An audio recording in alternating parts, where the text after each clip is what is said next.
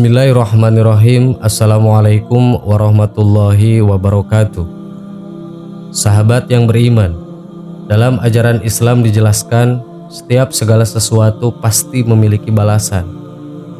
Baik balasan di akhirat, bahkan ada juga yang langsung dibalas oleh Allah saat di dunia, tergantung jenis dosa atau kemaksiatan yang telah dilakukan seseorang. Sebab jika melakukannya dan tidak segera bertaubat, maka akan langsung diberi balasan oleh Allah di dunia, berupa hidup terhina hingga ditutup pintu rezekinya. Setiap pribadi manusia akan ditangguhkan dosa yang diperbuatnya hingga hari kiamat. Namun terdapat 3 dosa besar yang balasannya akan disegerakan oleh Allah di dunia.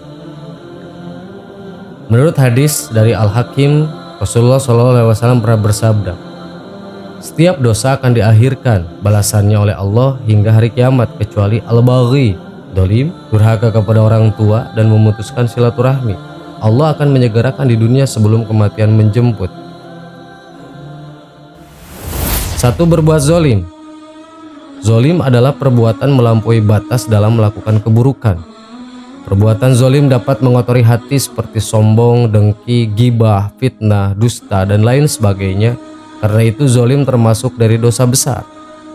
Manusia yang zolim akan mendapatkan balasan di dunia dan siksaan pedih di akhirat, sebagaimana yang dijelaskan dalam Al-Quran surat Asy-Syura ayat 42. Sesungguhnya dosa itu atas orang-orang yang berbuat zolim kepada manusia dan melampaui batas di muka bumi tanpa hak. Mereka itu mendapat azab yang pedih. 2. Durhaka kepada orang tua. Tiap buruk dan tidak menghormati serta tidak menyayangi kedua orang tua adalah sikap yang sangat tercela, karena merekalah penyebab keberadaan kita di dunia. Jika sikap ini dilakukan, maka akan mengundang kemurkaan dari Allah di dunia ini, antara lain dalam bentuk pembengkangan sikap yang dilakukan anak-anak mereka. Karena itu, sikap ihsan baik dalam ucapan maupun perbuatan merupakan suatu kewajiban agama sekaligus merupakan suatu kebutuhan, seperti yang dijelaskan dalam firman Allah Subhanahu wa taala dalam Quran surat Al-Isra ayat 23. Dan Tuhanmu telah memerintahkan supaya kamu jangan menyembah selain Dia, dan hendaklah kamu berbuat baik kepada ibu bapakmu dengan sebaik-baiknya. Jika salah seorang di antara keduanya atau kedua-duanya sampai berumur lanjut dalam pemeliharaanmu, maka sekali-kali janganlah kamu mengatakan kepada keduanya perkataan "ah", dan janganlah kamu membentak mereka, dan ucapkanlah kepada mereka ucapan yang mulia. 3. Orang yang memutuskan silaturahmi. Islam tidak menyukai orang-orang yang memutuskan tali persaudaraan. Islam mengancam dan mengecam secara tegas orang-orang yang memutuskan tali persaudaraan. Dalam hal ini Rasulullah bersabda dari Abu Muhammad Jubair bin Mut'im radhiyallahu anhu, tidak akan masuk surga orang yang memutuskan silaturahmi. Hadis riwayat Bukhari dan Muslim. Islam begitu tegas terhadap hubungan baik sesama manusia. Oleh karena itu, orang yang tidak mau berbuat baik dan justru memutuskan persaudaraan, Islam pun memberikan ancaman yang keras, yakni tidak akan masuk surga sebagai balasannya. Sungguh mengerikan. Sahabat yang beriman, itulah 3 dosa besar yang disegerakan balasannya oleh Allah Subhanahu wa taala. Wallahu a'lam. Assalamualaikum warahmatullahi wabarakatuh.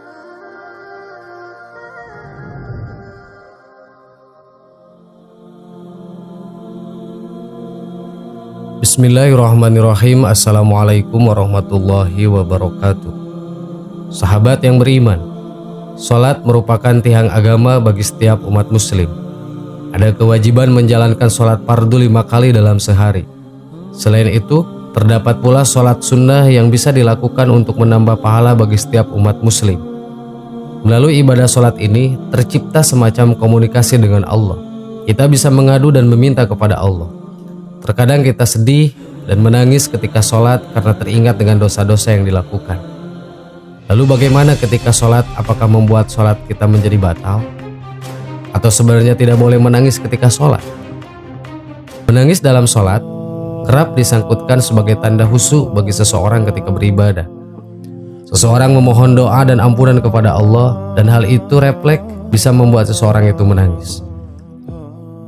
Lantas, bagaimana hukum menangis saat sholat? Apakah menangis dalam sholat dapat membatalkan sholat? Simak informasi lengkap beserta dalilnya berikut ini. Seorang umat Islam perlu memperhatikan sejumlah syarat agar tangisan tersebut tidak merusak sahnya sholat. Menangis dalam sholat itu diperbolehkan selama tidak melanggar syarat syah dan rukun sholat. Dalam literatur kitab fikih, ulama sepakat mengenai umat yang menangis jika hanya sebatas tetesan air mata saja, atau hanya memunculkan suara yang samar-samar saja, maka tidak sampai membatalkan sholat. Akan tetapi apabila seseorang menangis dengan mengeluarkan suara, maka hal ini terdapat perbedaan di antara para ulama dengan beragam pendapat di dalamnya. Namun yang paling kuat pendapatnya adalah bila sampai keluar 2 huruf dalam tangisannya adalah hukumnya batal sholatnya, walau tangisannya disebabkan karena takut akan akhirat sekalipun. Namun menurut pendapat tadi, jika sampai membatalkan sholat karena tangisan tidak tergolong pembicaraan melainkan hanya berupa suara. Hal ini sebagaimana dalam kitab Hasisatu Al-Qulubi wa Umairoh.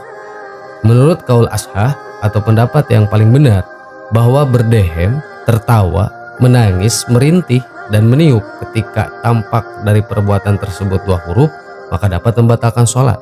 Jika tidak tampak, maka sholat tetap sah atau tidak batal.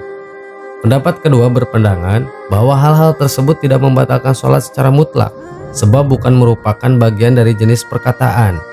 Sayhubi Al-Qulubi dan Ahmad Al-Barsi Umairoh Hasisatu Al-Qulubi wa Umairoh. Perbedaan hukum tadi juga berlaku meskipun penyebab tangisnya seseorang adalah hal akhirat. Misalnya menangis karena terlalu khusyuk dalam memikirkan kandungan arti bacaan sholat, sebagaimana dijelaskan dalam kitab Al-Iqna.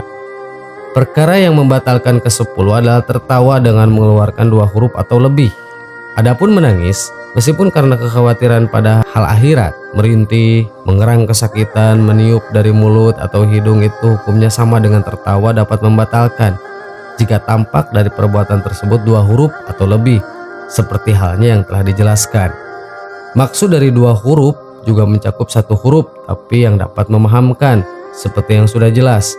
Memang benar ketika seseorang melakukan hal tadi karena terdesak, maka tidak membahayakan terhadap sholatnya jika memang huruf yang keluar hanya sedikit, seperti halnya tertawa dalam ketentuan hukum yang telah dijelaskan adalah menangis dan lainnya. Dari penjelasan tadi, dapat diketahui bahwa terdapat perbedaan pendapat di antara beberapa ulama tadi mengenai tangisan seseorang ketika sholat dengan mengeluarkan suara. Dalam arti, seseorang menangis saat sholat tanpa disadari dan tanpa ada upaya dari dirinya sendiri, maka tidak sampai membatalkan sholat ketika memang huruf yang keluar hanya sedikit secara kebiasaan. Sholat menjadikan kita lebih dekat dengan Allah dan berkomunikasi dengan Allah lewat doa.